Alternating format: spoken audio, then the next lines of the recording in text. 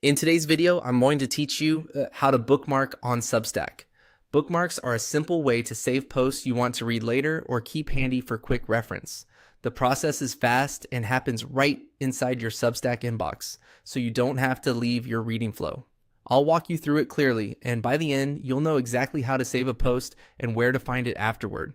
Start by opening your Substack inbox and selecting subscriptions from the navigation.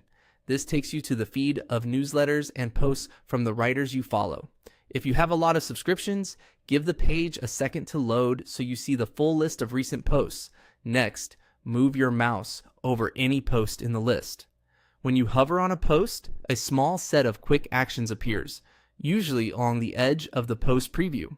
If nothing shows up right away, make sure your cursor is over the main area of the post preview. Hovering is what reveals the icons. Now click the bookmark icon. It typically looks like a little ribbon or tag. When you click it, the icon will change to indicate the post has been saved.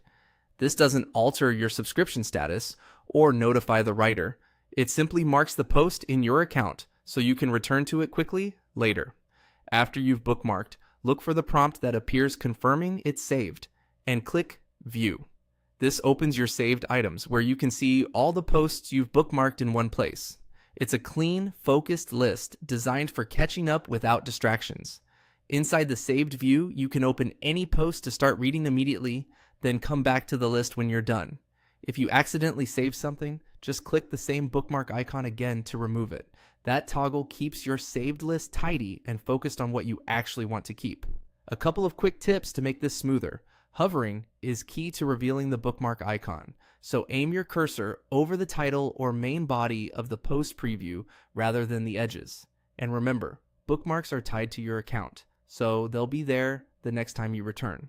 That's it. Click subscriptions, hover on a post, hit the bookmark icon, and then click View to see everything you've saved.